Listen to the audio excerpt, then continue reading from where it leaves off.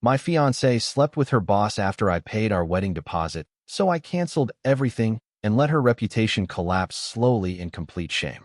I'm a 28-year-old guy who truly believed I had found the one person who would never betray me after years of emotional disappointment, and I remember standing in our tiny kitchen thinking, maybe this time my heart finally gets to rest. Lauren felt like proof that the chaos of my past meant something, that all the late nights and quiet loneliness had led to someone who chose me without hesitation. She used to look at me with soft gratitude and whisper, "You're the only safe thing in my life." And I held on to those words like armor, like they could protect us from everything. She was ambitious, driven, always talking about climbing the ladder at work, but she'd squeeze my hand and say, "I couldn't do any of this without you." And I believed that dependence meant love. I took extra shifts, stayed late at the office while the lights outside flickered and cleaning crews moved around me, telling myself it was temporary, that our future was worth every ounce of exhaustion. When I signed the paperwork for our venue and handed over the massive, non-refundable deposit, my hands shook, not from fear but from pride, like I was officially building the life we dreamed about together. Our families called us perfect. Friends joked that we were couple goals. My mother hugged Lauren and whispered, "You've made my son so happy." And Lauren smiled so brightly that I never questioned anything beneath it. In quiet moments, when she scrolled through her phone and laughed at messages I couldn't see, I told myself it was just work stress, just her trying to keep up with her boss's demands. "He's just really supportive," she said casually one night, brushing off my concern. "You know, kind of like a mentor." I nodded, pushing down the strange tightening in my chest, telling myself I was being paranoid, that love meant trust, and trust meant silence. Because in my mind, this wedding wasn't just a ceremony. It was the moment everything difficult in my life finally transformed into peace, into permanence, into something safe. And as I watched her step into another late-night call, walking onto the balcony with an unreadable smile, I had no idea that the happiest chapter one imagined had already begun to rot beneath the surface. I started noticing the late nights before I ever allowed myself to call them suspicious, because at first, they felt almost reasonable, like the natural pressure of someone chasing success. Lauren would text me, "I'm so sorry, babe, the team's staying late again," and I'd reply, "It's okay, just don't push yourself too hard," even though I was eating dinner alone in the glow of the living room lamp. The house felt quieter in a way that made my thoughts echo, every tick of the clock stretching into something heavier. When she did come home, she moved differently, like her energy didn't quite belong to me anymore. She'd kick off her heels and mumble, "I'm exhausted," before disappearing into the shower, hot steam filling the hallway as I sat on the edge of the bed, wondering why my chest felt tight instead of comforted.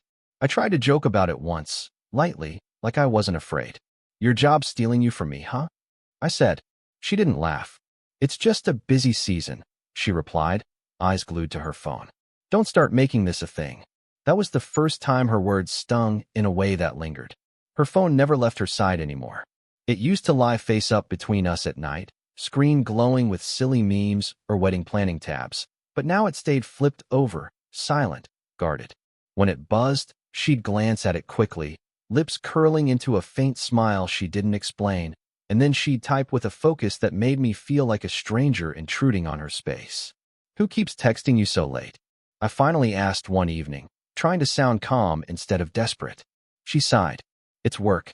Why are you acting like I'm doing something wrong?" Her tone hit sharper than it should have, like my curiosity was a personal offense. I swallowed my unease, telling myself trust meant giving her room, even if that room felt like it was slowly pushing me out. I started lying awake at night, listening to her quiet tapping on the screen, the faint hum of notifications slicing the silence, wondering when conversation turned into avoidance, and love quietly shifted into distance. And as she rolled away from me again, whispering, "I've got to answer this," I realized the emptiness beside me was starting to feel permanent. I told myself I wouldn't drop by her office unannounced, but that afternoon the urge gnawed too hard to ignore, so I stopped at her building with a paper bag of her favorite sandwich and a quiet, hopeful smile. The lobby smelled like polished marble and stale coffee, and the elevator mirrors reflected a version of me that looked strangely uncertain, like I already sensed I didn't belong there. When I reached her floor, I spotted her first, standing a little too close to her boss, laughing in that soft way she used to save just for me. His hand rested lightly on the small of her back as he leaned in, voice low, and she didn't pull away. "Lauren," I said, my voice sounding foreign in my own ears. She turned, startled for half a second before smoothing her expression into something tight and clipped. "What are you doing here?" she asked, not hugging me, not smiling, just scanning the hallway like my presence disrupted an unspoken rhythm. Her boss straightened, adjusting his jacket with a slow confidence, eyes lingering on me with polite amusement. "I just wanted to bring you lunch," I muttered, holding up the crumpled bag. "You should have texted first," she snapped, barely lowering her tone, and then quickly added, "This is Mark, my supervisor," as if I were the inconvenience in the room. He offered a calm, almost superior nod. "You must be her fiancée. She's been telling me a lot about you." Something about the way he said that twisted in my gut. Lauren barely looked at me as she ushered me toward the exit, her heels clicking sharply against the floor. "You embarrassed me," she hissed once we were out of sight. "I can't just have you randomly show up like this." "I was just trying to be thoughtful," I said, my words cracking despite how hard I tried to stay calm. "You could have introduced me like I mattered." She exhaled heavily. "You're overreacting. It's work. Don't make it weird." The coldness in her voice stung more than the moment itself, and as I walked away, the faded smell of her perfume trailing behind me, memories of her laughter replayed like glitches in something I no longer recognized. For the first time, the thought whispered quietly but unmistakably through my mind. What if I was the only one still fighting for us? That night, the air between us felt heavier than usual, like the walls themselves knew something I was still trying to ignore, and Lauren slipped into bed with a restless energy that didn't match her tired excuses. She rolled onto her side, phone clutched near her chest, the dim glow of the screen painting sharp lines across her face, and I hated how familiar that sight had become. My chest tightened, my heart thudding so loudly I was sure she could hear it, but she never looked away. Around 2 in the morning, a soft vibration rippled through the sheets, and before I could even stop myself, her tablet on the nightstand lit up with an incoming message notification. My breath caught as her name flashed across the screen, followed by a preview I wasn't meant to see. "I can't stop thinking about last night, especially the way you looked at me." My hands trembled as I unlocked the tablet, a slow, reluctant part of me begging for this to be nothing, for it to be a misunderstanding, but the messages kept coming, one after another, merciless and intimate. "You felt so safe with me. Next time, no interruptions. I wish I was waking up next to you instead." The name at the top of the thread felt like a slap. Mark. Every word burned deeper than the last, each line cracking the illusion I had been protecting for months. My stomach lurched, vision blurring as I scrolled further, seeing hotel references, inside jokes, and memories I wasn't a part of. It wasn't flirtation. It wasn't harmless. It was detailed, deliberate betrayal. Lauren shifted beside me, murmuring softly in her sleep, completely unaware that the life I thought we were building had just collapsed in my hands. I shook her shoulder, voice low but shaking. "Lauren, who is Mark really?" Her eyes fluttered open, confusion turning quickly to panic as she noticed the tablet in my hands. "Why are you going through my things?" she blurted, instinctively defensive before even pretending innocence. "Answer me," I whispered, my throat raw. "Did you sleep with him?" Silence stretched, thick and heavy, her lips parting slightly before she looked away, and in that hesitation, the truth became painfully clear long before the words ever left her mouth. "I didn't mean for it to happen," she finally murmured, voice fragile, rehearsed, and heartbreakingly calm. And in that moment, as the quiet of our bedroom swallowed my reality whole, I realized the woman lying next to me had already chosen someone else long before she ever chose to hurt me. I don't think I'll ever forget the way she tried to turn my devastation into something small and manageable, like betrayal was just a scheduling error that could be corrected with enough apologies. Lauren sat up in bed, dragging the blanket around her shoulders, mascara slightly smudged, as if she'd already rehearsed this guilt. "It was a mistake," she whispered, her voice trembling just enough to sound believable. "I was just overwhelmed, and he understood me in a moment you didn't." I stared at her, numb, feeling like every breath scraped against something raw inside my chest. "I paid for our wedding," I said quietly. I emptied my savings for our future, and you repaid me by crawling into someone else's bed. She started crying harder, reaching for my hand, but I pulled away. Please, she sobbed. It didn't mean anything. It was just stress, I swear. You've been distant too. You don't understand the pressure I've been under. I laughed weakly at that, a hollow sound, because the idea that my loyalty had become the reason for her betrayal felt almost surreal. So you rewarded my support by humiliating me? I asked, my voice shaking. Her parents called the next day, their voices coated in forced sympathy and quiet expectation. Relationships go through rough patches, her mother said gently, and love means forgiveness. You two can work through this. Lauren watched me from across the room as they spoke, eyes swollen, desperate, hopeful, like I was supposed to rescue her from the consequences she created. We can fix this, she insisted once the call ended, stepping closer. Let's not throw everything away. Something inside me twisted at the way she still spoke, as if the wedding, the future, the dream belonged to her by right. You didn't just hurt me, I said flatly. You dismantled everything I trusted. She flinched, but still reached for me again, whispering, just don't cancel anything yet, okay? Let's think. I looked at the framed venue photo on the dresser, the one where we posed smiling in front of the grand hall, and my jaw tightened as a quiet thought began forming in my mind. Not of forgiveness, not of reconciliation, but of what would happen if I simply stopped shielding her from reality.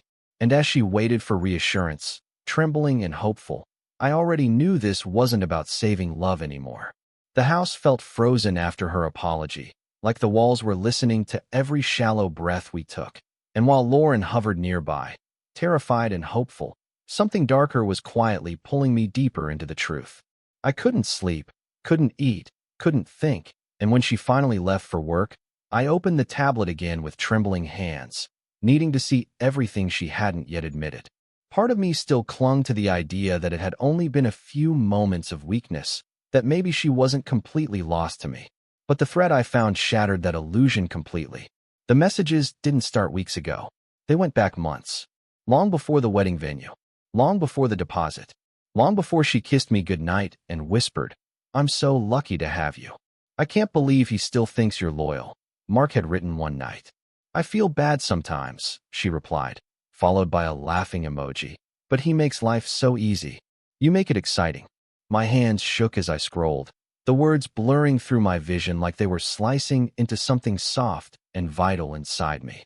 They talked about secret dinners, about weekends she claimed were team retreats, about how I was too predictable and too safe. She had joked about my overtime shifts funding our dream wedding while she spent those same evenings tangled in someone else's arms. You're the one I actually want, Mark wrote. And you're the only one who gets me, she responded. Every illusion I built around her, every tender memory I clung to, twisted into something grotesque and humiliating. When she came home later that night, I didn't explode the way she expected. I didn't scream or throw the tablet at the wall. I just looked at her, calm in a way that scared even me, and asked quietly, how long? Her face drained of color. What are you talking about? You didn't slip once, I said, my voice disturbingly steady. You built a whole second life. Months, Lauren. You laughed about me. You mocked me. Her lips trembled, eyes wide with panic. I was confused, she whispered. It wasn't supposed to go this far. But I wasn't hearing excuses anymore. I was hearing echoes of every lie she ever whispered into my neck while pretending I was her forever. And as she stood there shaking, realizing I finally knew everything, she didn't see the shift inside me. The quiet moment when heartbreak stopped being pain and started becoming something colder. I didn't tell her what I planned, not because I wanted her to suffer in confusion, but because I needed the silence to speak louder than any argument ever could. The next morning, while she sat on the edge of the couch staring at me like a stranger waiting for judgment, I picked up my phone and started making calls she didn't know about. The florist answered first, cheerful and unsuspecting, and my voice sounded calm as I said, Hi. I need to cancel the wedding order for the 23rd. There was a pause. Are you sure, sir? The date is coming up soon. Yes, I replied simply. I'm sure. Each confirmation felt like cutting another thread of the fantasy she thought still existed. I canceled the catering, the DJ, The seating arrangements she had obsessed over for months. Each time I imagined her carefully chosen centerpieces being unboxed and returned to storage, untouched, irrelevant, just like the promises she broke. Lauren kept trying to speak to me, her voice fragile and pleading. "Please, we don't have to rush anything," she said softly, hovering near the doorway. "I'm begging you, just let me explain things properly." "You already did," I answered without looking at her. She reached for my arm, and I stepped back. The distance between us didn't feel like heartbreak anymore. It felt like protection. She started panicking when the venue coordinator called her directly, confusion bleeding into desperation as she realized something real was collapsing. "Why are they saying things are being canceled?" she demanded, eyes wide. I finally met her gaze. "Because you ended it," I said evenly. "You just didn't expect actual consequences." Her breath hitched, hands trembling as though reality was physically piercing her skin. "You can't just do this," she whispered. "Everyone's expecting a wedding." "That's the problem," I replied quietly. "You cared more about everyone watching than anything we ever were." By the next day, a few close family members knew. Not through dramatic announcements. Just simple truth, passed gently, honestly. And like a ripple through still water, the story began moving where my voice no longer had to carry it. Lauren watched me pack my overnight bag in silence, her eyes rimmed red, her lips parted like she was about to speak again, but for the first time. I didn't care what she might say. As I walked past her toward the door, her voice finally broke through the quiet. "Where are you going?" she whispered. I paused, hand on the doorknob, feeling the weight of everything we'd destroyed settle into something sharply resolved. "Somewhere you can't follow anymore." And behind me, her soft, unraveling sob echoed through a home that no longer belonged to us. By the end of that week, Lauren's world started unraveling in quiet, humiliating fragments, and I didn't have to lift a finger to make it happen. I stayed with my brother, the spare bedroom faintly smelling of detergent and old books, staring at the ceiling each night while my phone buzzed steadily with messages I refused to open. Mutual friends began calling, their voices tight with concern and curiosity. "What happened?" one asked gently. "She says you just disappeared." I didn't defend her. I didn't accuse her either. I just told the truth, calm and precise. And somehow the honesty carried more weight than any dramatic outburst ever could. Word traveled in the way it always does, whispered at dinner tables, hinted in group chats, passed between people who once toasted us as a perfect couple. Lauren tried controlling the narrative fast, posting cryptic quotes online about misunderstandings and private struggles, but the cracks in her story were too visible. One evening, my coworker leaned across the break room table and muttered, "I heard her boss has suddenly taken a step back from her team." The way he said it made my stomach twist, not with pain anymore, but with a quiet sense of closure I wasn't ready to admit to myself. Lauren called me late that same night, her voice brittle through the speaker. "People are treating me like I'm some monster," she whispered. "They're saying things behind my back." I closed my eyes, visualizing the empty wedding venue, the polished floor she'd once imagined walking down in white. "You controlled the version of love you wanted them to see," I replied softly. "Now they see the truth." Her breathing hitched, and for a brief moment I heard the genuine fear underneath her shame. "Mark won't even answer me anymore," she murmured. "He's distancing himself. He said he needs to protect his image." Silence sat between us, thick and suffocating. "So now you know what it feels like," I said, my voice dull and steady. "To be abandoned after being used." Her quiet sob broke through the line, raw and desperate, and as much as I'd once ached to reach out and comfort her, all I felt now was a strange numbness, like the pain had finally burned itself out.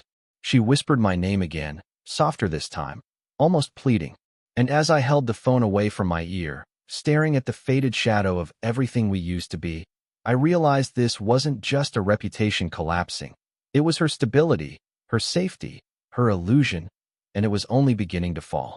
The news reached me through a hushed voice on the other end of a call I almost ignored, and even before the words landed, I felt a strange heaviness settle in my chest. "She got pulled into HR today," my friend said quietly. "People filed formal complaints, and her boss denied everything. She's being suspended while they investigate." I imagined Lauren sitting under sterile fluorescent lights, the same woman who once glowed with pride talking about promotions, now reduced to silent paperwork and judgmental stares, and I didn't know whether to feel relief or sorrow. That night, my phone rang again, her name flashing until it finally stopped feeling unreal and started feeling inevitable. When I answered, her voice was barely recognizable. "I lost my position," she whispered, words breaking apart like glass. "They said the situation made the team unstable, and Mark won't even acknowledge me." The silence that followed felt like the echo of a life collapsing. She told me everything then. The rumors, the cold shoulders, the whispered conversations that stopped when she entered a room. "Everyone looks at me like I'm disgusting," she cried, breath shaky and frantic. "They won't even sit next to me." I stayed quiet, listening, remembering how she once laughed about my reliability, how she mocked my devotion, how she made betrayal sound like entertainment. Her voice grew desperate. "I don't have anyone anymore," she sobbed. "I had to leave my apartment. I'm staying with my cousin, and she barely speaks to me." The same woman who once strutted through our home like royalty now sounded hollow, faded, hollowed out by her own choices. "I'm sorry," she whispered suddenly. "I've ruined everything. I ruined you. I ruined myself." And for the first time, I heard real fear instead of manipulation. Still, something inside me didn't soften. It just observed. As she cried through the phone, listing every consequence, every lash of humiliation, I realized this was her rock bottom. The moment everything she built on lies finally caved in around her. "Please," she breathed, voice trembling. "Just tell me you don't hate me." I stared at the ceiling, at the cracks forming shadows in the dim room, thinking of every dream that once lived in that space, every promise whispered into my skin. And when I finally spoke, my voice carried no warmth, no anger, only truth. "I don't hate you," I said slowly. "I just don't recognize you anymore." The line went quiet, her breathing sharp, uneven, and for the first time, it felt like she truly understood what she'd destroyed. When she asked to meet one last time, I almost said no, but something heavy and unfinished pulled me toward closure, so we chose a quiet cafe halfway between our old apartment and the city she used to dominate so confidently. The air smelled like burnt espresso and rain, and when I saw her sitting alone by the window, shoulders hunched, eyes hollow, it felt like looking at a ghost of the woman who once promised to be my forever. She stood as I approached, her voice trembling. "Thank you for coming. I didn't think you would." "I'm not here to fix anything," I said quietly, placing the small box with our engagement rings between us. Her eyes dropped to it, lips parting like she had physically lost breath. "You don't have to give that back," she whispered. "We could keep it just for now, as a reminder of what we had." "What we had was real," I replied, my tone flat, controlled. "But what you chose destroyed it." Her hands shook as she folded them together. "I never meant for things to spiral this far," she murmured, tears collecting at the edges of her lashes. "I was selfish. I was weak. I hurt you more than I ever thought possible." I watched her, noticing how the familiar confidence had dissolved into something fragile and unfamiliar. And while the old me might have rushed to comfort that pain, this version of me stayed still. "You didn't just betray me," I said. "You taught me exactly how much I should never accept again." She swallowed hard, voice breaking. "Please, just tell me if there's any part of you that still thinks of us." I stared past her, watching rain streak down the glass like faint scars across the outside world. "I think of who I believed you were," I answered softly. "And then I remember who you chose to become." Her fingers brushed the box, hesitant, hopeful. "So this is really the end." I nodded slowly. "This isn't revenge," I said. "This is consequence." As I stood to walk away, the chair scrapped against the floor, and I felt her presence shrink behind me, her silent breath breaking into quiet sobs. But just before I opened the door, I felt her voice trembling through the air one last time. "What if I change, and you regret walking away?" And for a split second, as I paused with my hand on the handle, that question lingered, not as doubt, but as the final shadow of the person I used to be. I walked away from that cafe with my shoulders tense and my heartbeat strangely steady, like I had finally stepped out of a storm and into something unfamiliar but quiet. The streets glistened from the rain, headlights blurring into long reflections across the asphalt, and for the first time in weeks, I realized I wasn't holding my breath anymore. Every step felt heavier and lighter at the same time, Grief and relief tangled together in a way I didn't know how to untie yet. Back at my brother's place, I sat on the edge of the bed staring at my hands, replaying her question over and over. What if I change, and you regret walking away? It echoed in the silence like a voice from a life I no longer recognized. A part of me hated that it still cracked something open inside my chest, that there was a flicker of the old loyalty trying to whisper its way back. You did the right thing, my brother said softly from the doorway. You put yourself first for once. I nodded, but the truth was messier than that. I wasn't healed. I wasn't angry. I was just empty, like my identity had been built around loving her, and now I had to figure out who I was without that shape defining me. That night, I scrolled through old photos I hadn't yet deleted. The beach trip where she laughed with her head thrown back, the engagement dinner, the day I handed over the deposit and she kissed my cheek, whispering, "We're really doing this." My throat tightened, and I hovered over the delete button, hesitating like I was about to erase an entire version of myself. Across the room, the clock ticked steadily, each second marking distance between who I was and who I was becoming. A message buzzed across my phone. "Lauren, I'm starting therapy. I'm trying to understand what I did. I don't expect anything. I just want you to know I'm trying." I stared at the screen, heart tightening all over again, torn between the closure I'd fought so hard to secure and the haunting echo of what we once were. Outside, the city hummed on, indifferent and alive, while I sat on the edge of a life that no longer felt familiar. And for the first time, I realized the real battle wasn't walking away from her. It was deciding whether I would ever allow myself to forgive what she broke. The days that followed felt slow and unfamiliar, like I was relearning how to breathe in a world that no longer revolved around her presence. I stopped checking my phone every few minutes, stopped waiting for apologies, stopped needing answers I already had. Instead, I started walking in the mornings, letting the cold air sting my lungs, letting the rhythm of my footsteps remind me that my body still belonged to me. The city felt louder than before, sharper, more alive, and somehow so did I. My therapist asked me what forgiveness looked like in my mind, and I realized I'd confused it with inviting her back into my life. "Forgiveness doesn't mean access," she said gently, and those words settled into me like truth. I thought of Lauren sitting somewhere alone, confronting her own wreckage, and for the first time, I didn't feel responsible for stitching her back together. I boxed up the rest of our shared memories that afternoon, the venue contracts, the printed invitations, the life we almost had, and carried them to storage without ceremony. Each item felt lighter than the last, not because it didn't matter, but because I finally understood it didn't own me anymore. A week later, she sent one final message. "I hope one day you find happiness that I couldn't give you." I stared at those words, and instead of anger or sorrow, a strange calm washed over me. I realized she was right in a way she'd never intended. Happiness wasn't something she had the power to offer or destroy anymore. I didn't reply. I didn't need to. That night, sitting by the window as warm city lights poured into the room, I thought about the man I was before her betrayal. Desperate to be chosen, terrified of being abandoned, convinced love meant self-erasure. And I looked at who I was becoming. Someone who finally understood his own worth didn't hinge on another person's validation. There was no dramatic revenge, no final outburst, just clarity, strength, acceptance. I whispered into the quiet, not to her, not to the past, but to myself. "You survived what tried to break you." And for the first time, the words didn't feel like forced hope. They felt like truth.